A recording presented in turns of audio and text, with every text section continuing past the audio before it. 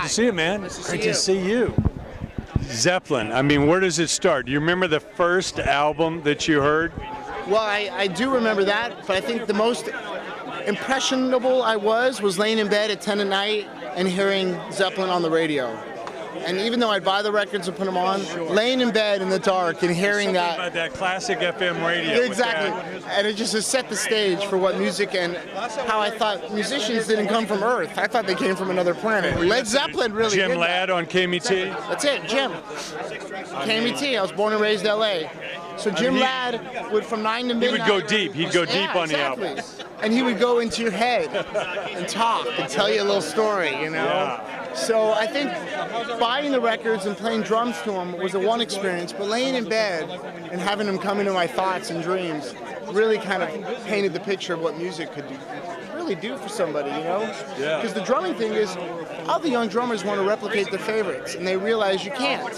Sure. You can't replicate those guys, but it's good for your chops to practice. Yeah. To Carouselamba or Achilles' Last Stand, or go to the Who or the Police or whatever. But there is that excitement when you're not on the drum set and you still get that thrill just from the sound. And then you go deep and you listen to the words and the production and the layers, and then you understand it's like the hard rock Beatles. Yeah. Each song is from another planet. I mean, it's so monumental. It sounds as fresh today as it did 40 years ago. And when you listen to the later records and to see where Bonham went, like I say, from Days of Confused to Kashmir, less is more. It's right there. Yeah. They both work perfectly. But what would he do 10 years from the point, in 1990? Sure. What would he, the choices he would have made? I mean, think about Black Dog. How do you make choices like that? No, I mean, it boggles the mind to think of the music that we didn't hear. And that's true, man. You know what I mean? I've been playing a lot with Tony Franklin, who was in the firm, and I always try to pick his brain. Yeah. Oh yeah. Tell me about Jimmy. Oh man. The more I He know. said Jimmy was so humble. It was just like it was a band. It wasn't in the shadow of Zeppelin. There is that sense where once you lose the sound, why try to replicate that? Move on, and they formed the firm. It was different. It really was. Well, I know your bandmate Dave Navarro obviously has a huge Zeppelin, fix himself. We grew up on that together. Yeah. How can you put into words the influence of Zeppelin on your career? Yeah. Well, I think there is that sense when you write a song, you think of your favorites and the best moments, and you hope you can just try to reach that. And Led Zeppelin always comes to mind when you're in the studio. You're talking about drum sounds or drum parts and the choices you want to make. Yeah. Man, there's Ringo, there's Ginger. And then you can listen to Bonham and things really change. What was great about Bonham, Bill Ward from Sabbath, Mitch Mitchell, there was a sense of swing, of jazz at all.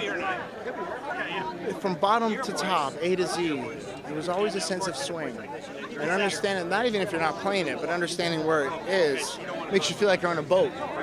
Or, like that ride at the amusement parks, you lose your... hills in the valley. Yeah, exactly. And those swing drummers had that, and Bonham took it to another level because he understand the effects of a drum sound. Really played the drum sound. What advice do you give to the young players? Because so many people try and replicate what these guys did, and they don't understand where they came from or the depth of their roots. Well, I think the number one thing is obviously have a love affair with your drumsticks. That's it. Because you can be playing on electric drums, a snare drum, hi-hat, timpani, marimba. It's you and your sticks. And I still have that love affair because, the bands, the musicians, the business, it ever changes.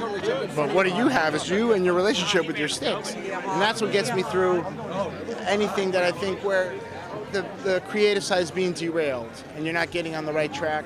Think about what you first loved was you and your stick and a pillow or a drum head or a pad.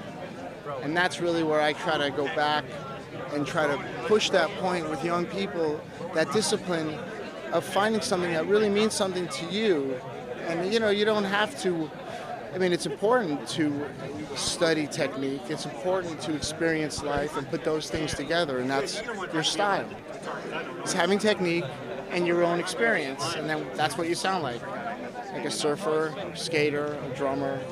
You have to have your own style, but you have to practice to get to that point. You can't just be stylistic without the chops. So I think loving your sticks and having your hands, you know, love those sticks, and I think that's really the passion.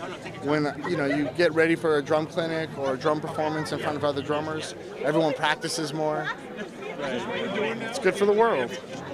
Well, I know you're always stretching, besides the day job with Jane's, always doing new stuff. Jimmy Deanna came down here and said you got a hell of a project going. Tell us. We're trying to do a double drummer piece, and I love playing with other drummers because I think there's a sense when, if you think about the mix, the EQ, where everybody fits. And if you have two drummers, you can make choices. One guy's playing a 26-inch kick, one guy's in an 18.